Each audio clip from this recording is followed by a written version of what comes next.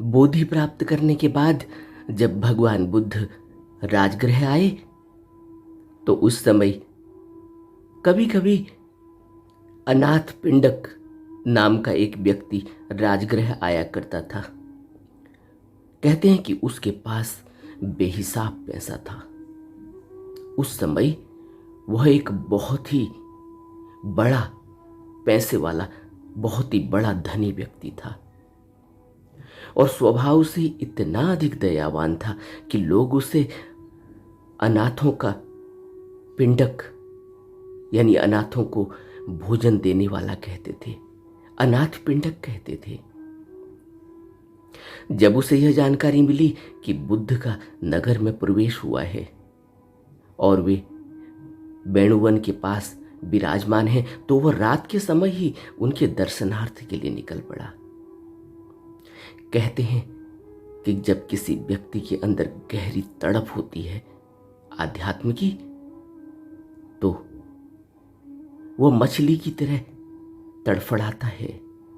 जैसे बिन पानी के मछली तड़फड़ाती है, वैसे ही बिन गुरु के, बिन बुद्ध पुरुष के, बिना ज्ञान के ऐसा व्यक्ति तड़फड़ाता है। आध्यात्म के बिना तड़फड़ाता है। उसे आध्यात्म चाहिए। और जहाँ भी उसे खबर मिलती है कि कहीं कोई गुरु आए हैं, कहीं कोई संत आए हैं, कहीं कोई बुद्ध आए हैं, तो वो यह नहीं देखता कि कौन अच्छा है कौन बुरा है। उसकी प्यास इतनी बलवती है, एक मछली की तरह। उसे तो पानी चाहिए। उसे नहीं पता कि सागर का पानी मिलेगा या किसी तालाब का या किसी नदी का। उसे तो पानी चाहिए। उसे तो अपनी तड़फ खत्म करनी है। यही अनाथ पिंडक के साथ हुआ। अनाथ पिंडक के अंदर इतनी गहरी तड़प थी, वह इतना दयावान था, उसका हृदय इतना निर्मल था कि वह रात को ही बुद्ध के दर्शनार्थ निकल पड़ा। तथागत ने तुरंत जान लिया कि अनाथ पिंडक का हृदय बहुत निर्मल है। उन्होंने उसका प्रेम पूर्वक स्वागत किया। अनाथ पिंडक ने तथागत की मधुर वाणी सुनी। उस समय तथागत ने जो उपदेश दिए वह थे कि दुनिया में जो बेचैनी व्याप्त है वही दुख का मूल कारण है। आदमी को चाहिए कि वह चित्त की उस शांति को प्राप्त करे जो अमृतत्व प्रदान करने वाली होती है। आत्मा तो महज कुछ प्रवृत्तियों की ढेरी है और सारा संसार एक सपने की तरह शून्य है। इसकी कोई हकीकत नहीं। जिस तरह सुबह उठते ही सपना की भूल जाता है, सपने की कोई याद नहीं आती। नींद खुलती है, सपना टूट जाता है और हकीकत सामने आ जाती है। ऐसे ही यह संसार है। यह संसार स्वप्न लोक की तरह है। इसकी कोई हकीकत नहीं। इसकी हकीकत का पता तब चलता है जब मृत्यु सामने आती है। तब पता चलता है, अरे यह संसार तो था ही नहीं, मैं तो सपना देख रहा था शायद। यही बुद्ध कह रहे हैं कि यह सारा संसार स्वप्न लोक की तरह शून्य है। कौन है हमारे जीवनों का निर्माता? क्या ईश्वर हमारा निर्माता है? यदि ईश्वर ही निर्माता है तो सभी प्राणियों को चुपचाप उसकी इच्छा के अनुसार आचरण करना होगा। वे कुम्हार के घड़े के समान होंगे। यदि ऐसा ही है तो शील पालन फिर निरर्थक है। यदि ईश्वर ने ही दुनिया का निर्माण किया हो तो दुनिया में न कोई दुख होना चाहिए, न दर्द और न कोई बुराई। क्योंकि तब यह मानना पड़ेगा कि यदि ईश्वर ने भलाई उत्पन्न हो की है, ईश्वर से भलाई उत्पन्न होती है, तो बुराई भी उसी से उत्पन्न होगी, क्योंकि ईश्वर ही सब करने वाला है। यदि यह स्वीकार न किया जाए तो फिर दुनिया का कोई दूसरा निर्माणकर्ता भी स्वीकार करना पड़ेगा। तब ईश्वर सर्वव्यापक नहीं माना जा सकता। और इस प्रकार यह स्पष्ट ही है कि ईश्वर की मान्यता तर्कसंगत नहीं है। ईश्वर नहीं, बल्कि यह आत्मभाव यहां अच्छाई और बुराई पैदा करता है, और यह भाव ही कर्मों का निर्माण करता है, कर्मों का निर्माण कर रहा है। और यह आत्मभाव ही है जिससे यह संसार बनता और चलता है। ईश्वर ने नहीं, यह आत्मभाव ने संसार बनाया है। और जैसे ही यह आत्मभाव विदा हो जाता है, वैसे ही संसार का बनना बंद हो जाता है। तो यह मान्यता कि यहां सब कुछ ईश्वर ने बनाया है और ईश्वर ही चला रहा है, तो फिर ईश्वर कुम्हार के घड़े के समान मनुष्य को बनाता है, फिर मनुष्य को ईश्वर के इशारों पर काम करना चाहिए। लेकिन ऐसा होता नहीं। हम क्या देखते हैं? हम तो देखते हैं कि वह कुम्हार का घड़ा खुद ही कर्म करता है और कहता है कि मैंने किया है, और फिर खुद के दुख और सुख बनाता है। फिर कहता है यह मेरे दुख हैं, फिर कहता है यह मेरे सुख हैं। यह कुम्हार का घड़ा, जिसका कुम्हार को कोई पता ही नहीं कि यह क्या कर रहा है, यह अपने किए हुए में फंस जाता है। ईश्वर तो कुम्हार है अगर, तो फिर घड़ा अपने आत्मभाव से यहां कर्म कर बैठता है और फिर फंस जाता है। दोष घड़े का है। यह भी कहा जाता है कि संसार नित्य ब्रह्म की रचना है, लेकिन जो स्वयं नित्य है वह अनित्य संसार का रचयिता हो ही नहीं सकता। हमारे इर्द गिर्द जो कुछ भी है वह सभी किसी न किसी कारण से उत्पन्न होता है और किसी न किसी कारण से विनष्ट जाता है। पौधे के मूल में उसका बीज होता है, लेकिन नित्य ब्रह्म सभी चीजों को एक ही साथ कैसे उत्पन्न कर सकता है? यदि सभी वस्तुएं ब्रह्म से ओतप्रोत हैं तो वह निश्चय ही उनका निर्माण करता नहीं, क्योंकि निर्माणकर्ता अगर नित्य है तो फिर अनित्य जगत कैसे हुआ?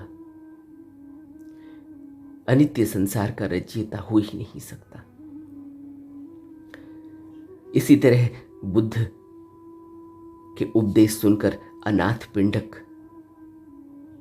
को बहुत हर्ष अनुभव हुआ और अनाथ पिंडक बुद्ध की देशना से गदगद हो उठा।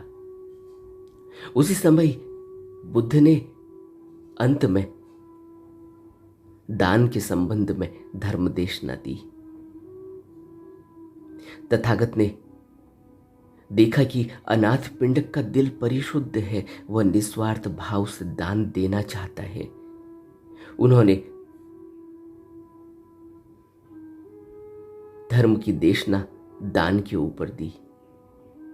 दानी मनुष्य को सभी चाहते हैं, उसकी मैत्री की सभी कद्र करते हैं और मरते समय उसे शांति और सुख का अनुभव होता है।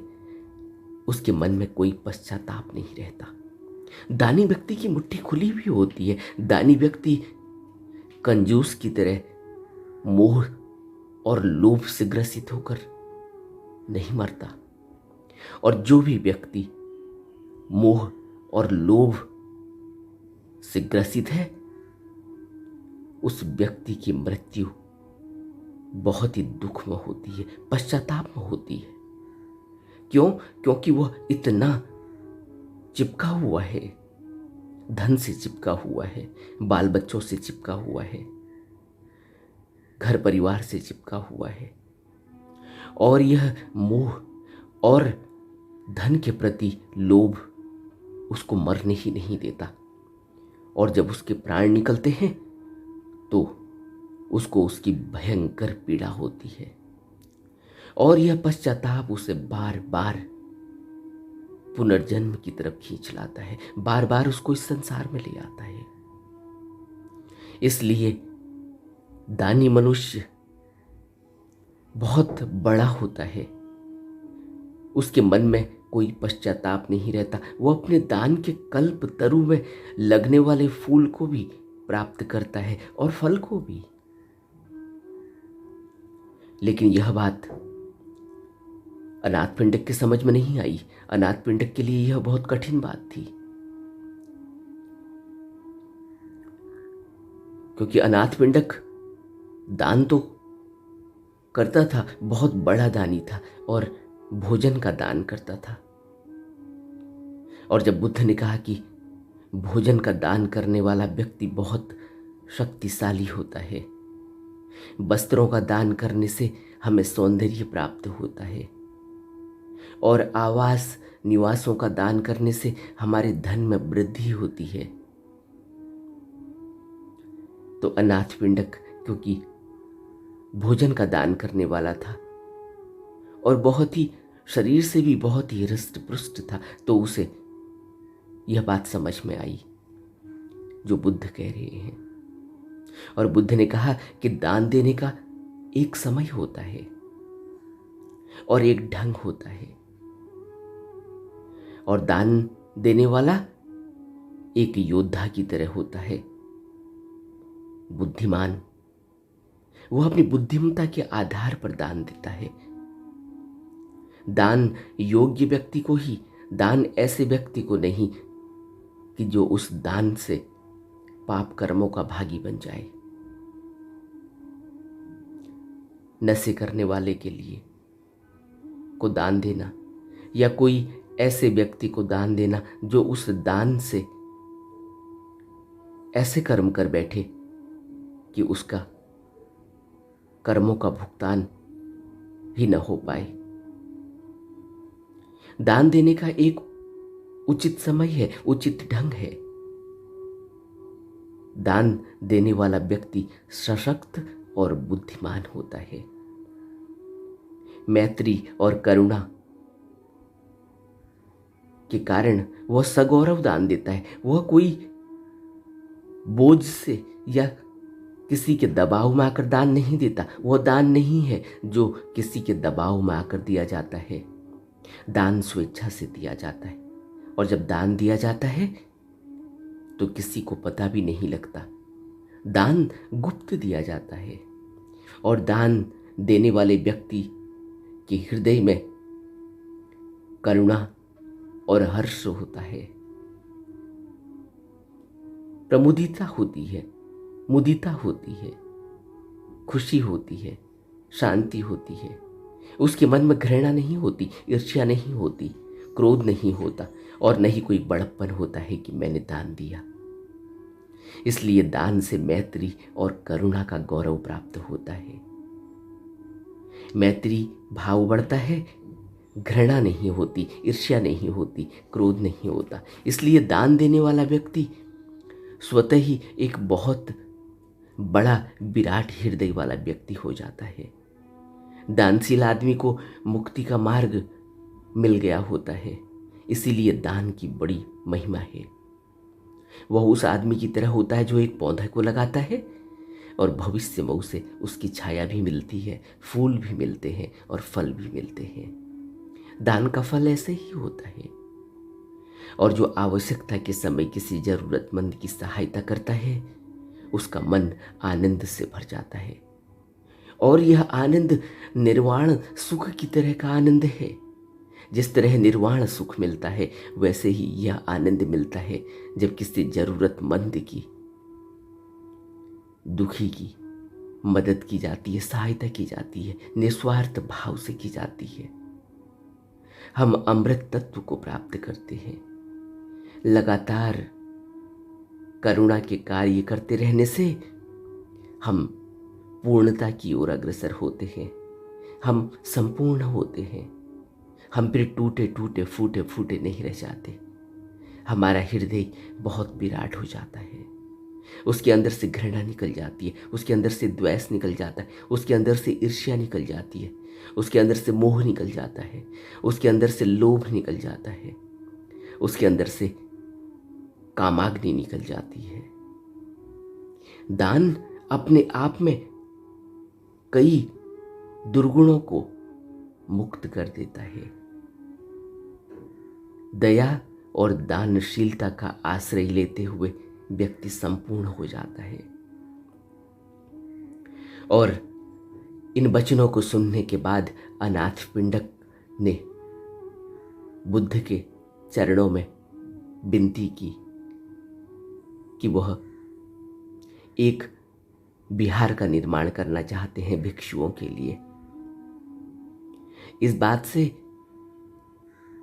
बुद्ध ने अनाथ पिंडक की बात को स्वीकार कर लिया और अनाथ पिंडक ने बुद्ध से आग्रह किया तो बुद्ध ने सारिपुत्र को अनाथ पिंडक के साथ भेज दिया और अनाथ पिंडक और सारिपुत्र श्रावस्ती आ गए। बिहार के लिए उपयुक्त जगह के चुनाव में मदद करने के लिए सारिपुत्र साथ में आ गए। और जब अनाथ पिंडक वापस पहुंचा तो अनाथ पिंडक ने देखा कि एक बहुत बड़ा वन जो चारों तरफ से सुरक्षा से बिखरा हुआ है और एक ऐसी उपयुक्त और ऐसी स्वच्छ जगह जहां पेड़ भी हैं, आसपास में झरने भी हैं। तो अनाथ पिंडक ने सोचा कि यह जगह बहुत अच्छी है भिक्षु संघ के लिए, विहार का निर्माण करने के लिए। लेकिन वह किसी राजकुमार की जगह थी। अनाथ पिंडक उस राजकुमार से मिलने चला गया और उसने जमीन खरीदने की बात की। लेकिन राजकुमार तो अपने उस बाग को, उस बगीचे को बेचना नहीं चाहता था। वह उसे बहुत प्रिय था। लेकिन क्योंकि राजकुमार के अंदर एक अहम भाव था, उसे लगा कि यह व्यक्ति क्या खरीद पाएगा, तो उसने ऐसे ही एक बात कह दी अंत में कि तुम एक ही कीमत पर इसे ले सकते हो कि बगीचे की सारी जमीन को सोने के सिक्कों से पाट दो, सारी जमीन को सोने के सिक्कों से ढक दो। राजकुमार ने सोचा भी नहीं था कि यह कभी हो पाएगा, यह तो नामुमकिन काम था। इस वजह से राजकुमार ने दंभ में आकर यह बात कह दी थी कि तुम अगर लेना चाहते हो तो बगीचे की सारी जमीन को सोने के सिक्कों से ढक दो। अनाथ पिंडक तब भी प्रसन्न हो गया। देखो, गुरु के प्रति श्रद्धा, सतगुरु के प्रति इतना समर्पण, इतना भाव कि किसी चीज की बुद्ध अगर मिल गए, सतगुरु अगर मिल गए, गुरु अगर मिल गए, तो उसके बाद इतना समर्पण कि अब किसी भी चीज की कोई मूल्यता नहीं है ही। इतना अमूल्य धन मिल गया है। जब गुरु मिलता है तो इतना अमूल्य धन मिलता है। यह अनाथ पिंडक ने अपनी प्रसन्नता से जाहिर किया कि यह भी कोई कीमत नहीं है। गुरु के लिए कुछ भी किया जा सके, गुरु के लिए हम क्या कर पाएंगे? सब कुछ ही छोटा रहेगा, क्योंकि गुरु मुक्ति देता है। और जो मुक्त कर दे उसके लिए कोई भी कीमत नहीं है। अनाथ पिंडक बहुत प्रसन्न हो गया। उसने जमीन पर सोने के सिक्के बिछाने आरंभ कर दिए जेत राजकुमार बोला, यह कष्ट न करो, मैं जमीन बेचना ही नहीं चाहता। लेकिन अनाथ पिंड का कथन था, क्योंकि तुमने अधिक से अधिक कीमत मांगी है और मैं उतनी ही कीमत देने के लिए तैयार भी हूं, तो अब तुमको जमीन तो देनी ही पड़ेगी। और विवाद हो गया। मामला न्यायालय तक पहुंच गया और न्यायालय ने अनाथ पिंडक के पक्ष में निर्णय दे दिया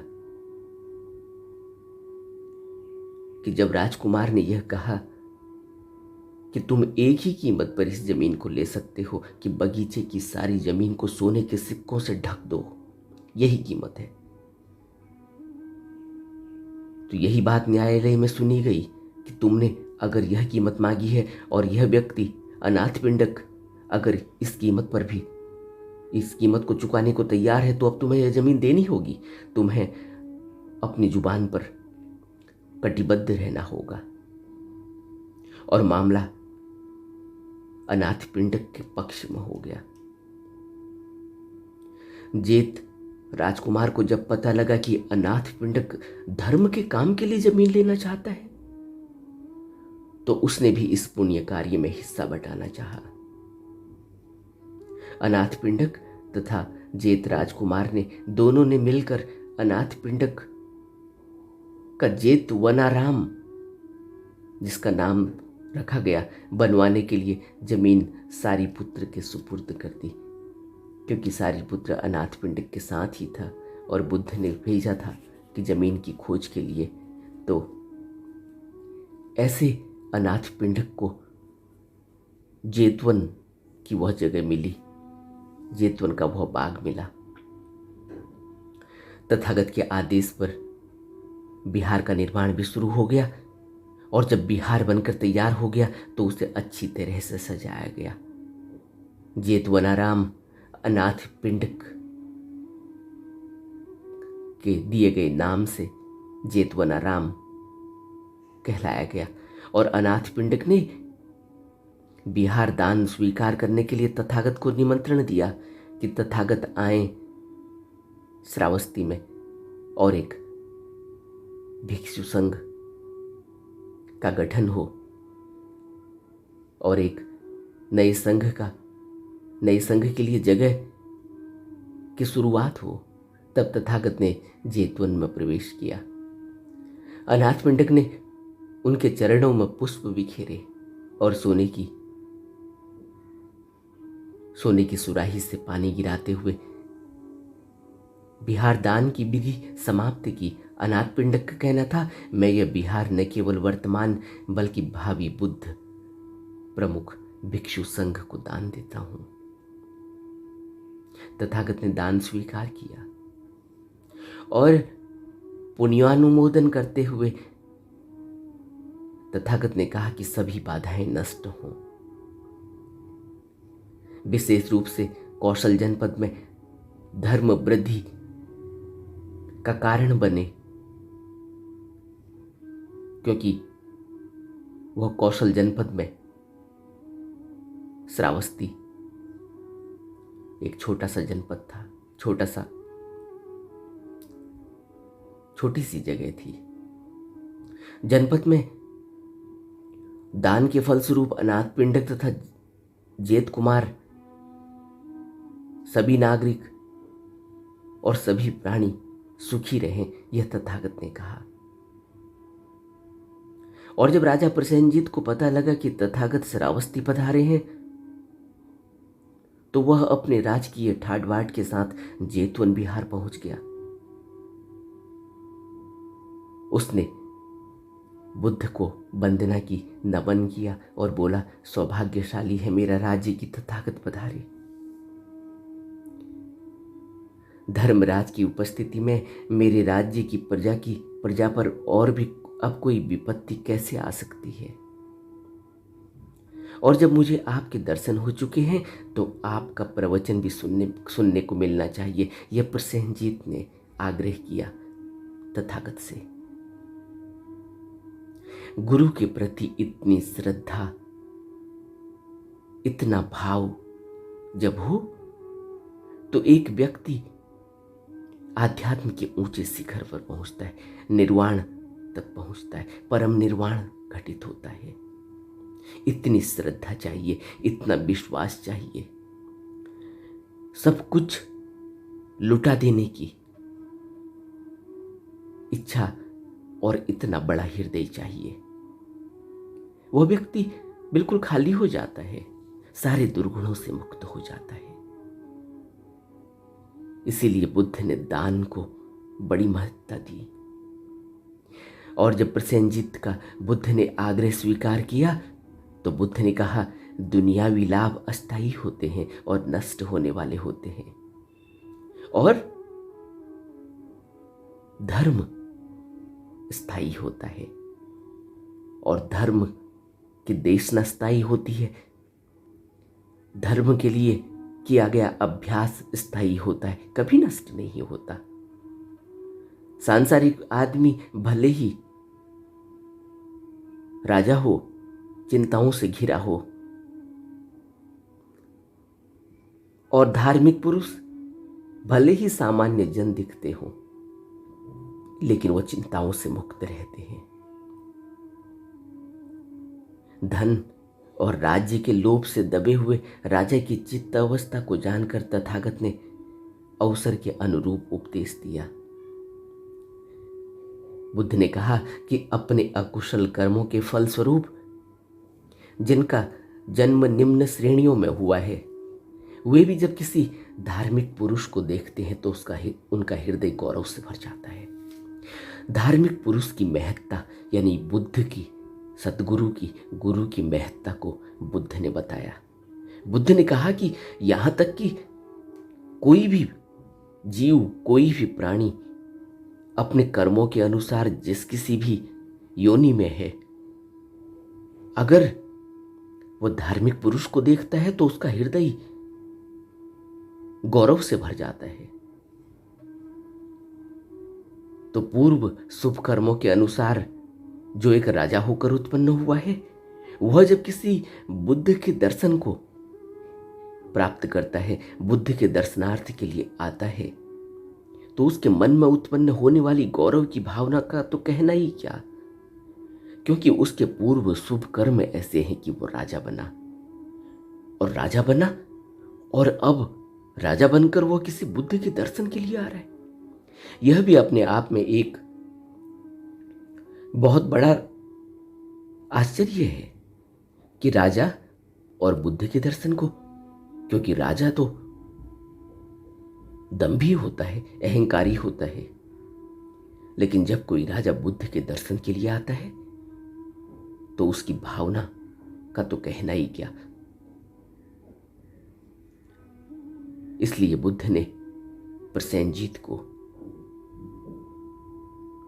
देशना दी, और अंत में बुद्ध ने कहा कि सबसे बड़ी आवश्यकता है मैत्री भावना युक्त होने की, क्योंकि हमारे शुभ कर्म और अशुभ कर्म दोनों ही छाया की तरह हमारा पीछा करते हैं। इसलिए मैत्री भावना होनी चाहिए। और प्रसेनजीत को कहा कि अपनी प्रजा से ऐसे ही प्यार करना चाहिए जैसे इकलौते पुत्र को एक बाप प्यार करता है। उन्हें कभी दबाना नहीं चाहिए, उन्हें कष्ट नहीं देना चाहिए, क्योंकि प्रजा से ही राजा होता है। अगर प्रजा ही नहीं हुई तो राजा क्या करेगा। और एक राजा को अपनी सभी इंद्रियों को काबू में रखना चाहिए, अधर्म के रास्ते पर नहीं चलना चाहिए, धर्म पथ का अनुसरण करना चाहिए। दूसरे को पैरों के नीचे रौंद कर अपने को ऊंचा ऊंचा उठाना नहीं चाहिए, ऐसी कोशिश नहीं करनी चाहिए। यह राजा के लिए नहीं, यह राजा को शोभा नहीं देता।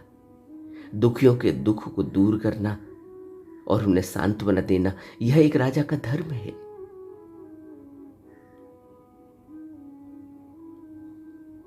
यह बुद्ध के वचन प्रसेनजीत को थे। प्रसेनजीत को बुद्ध ने कहा कि अपने आप को ऊंचा उठाएं, श्रद्धावान और दृढ़ निश्चयी बने। राजधर्म के नियमों का उल्लंघन नहीं करना चाहिए।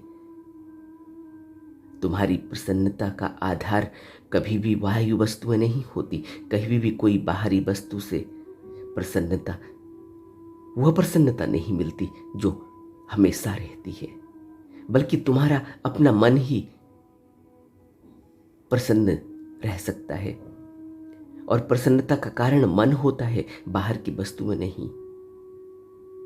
इसी प्रकार तुम भविष्य के लिए अपना नाम रोशन करोगे और तथागत के भी आशीर्वाद के पात्र बनोगे। राजा ने भगवान के वचनों को हृदयगम्य किया और वह गदगद हो गया।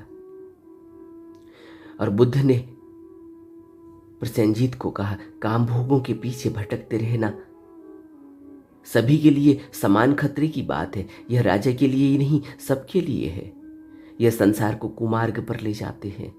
काम भोगों से कभी भी कोई व्यक्ति मार्ग पर नहीं आता, आध्यात्म के मार्ग पर नहीं आता, कुमार्ग पर चला जाता है।